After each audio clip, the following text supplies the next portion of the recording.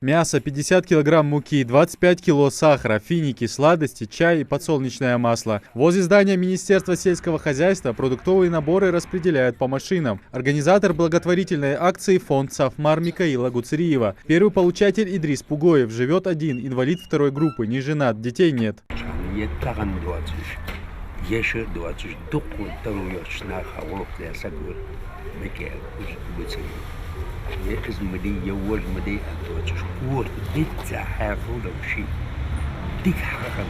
Так Микаил Гуцериев поддержал инициативу главы региона в оказании помощи остронуждающимся семьям в преддверии праздника Ид-аль-Фитр. На очереди семья Нальгиевых. Здесь в щитовом домике проживают 5 детей с родителями. Хозяин дома перенес операцию на ногу, из-за чего временно не работает, а его жена Лида присматривает за детьми. Продовольственная помощь им была просто необходима.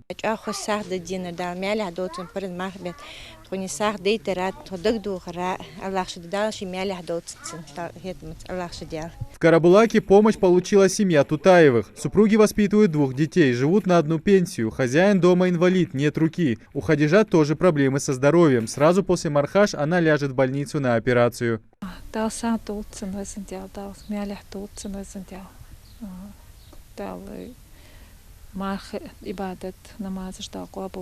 В рамках благотворительной акции от фонда «Сафмар» продуктовую помощь получили 5000 семей. В список получателей попала и Зарема Богатырева. Не так давно ее сын попал в ДТП. Семья вынуждена была продать земельный участок и щитовой домик для возмещения ущерба. Теперь вынуждена снимать жилье. Зарема инвалид, перенесла 9 операций на ногу.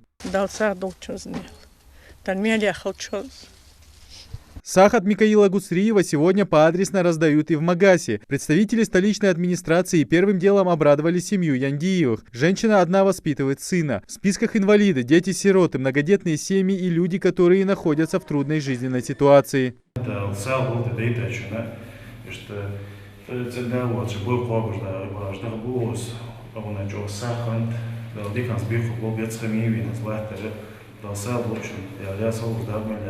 Ежегодно фонд «Сафмар» реализует широкий спектр программ, направленных на возрождение культурных традиций народов страны. Но главной целью по-прежнему остается забота о подрастающем поколении, укрепление традиций и бережное сохранение богатого духовного наследия России. Идрис Ижиев, Адам Гулоев, Сулейм Костоев. Новости 24.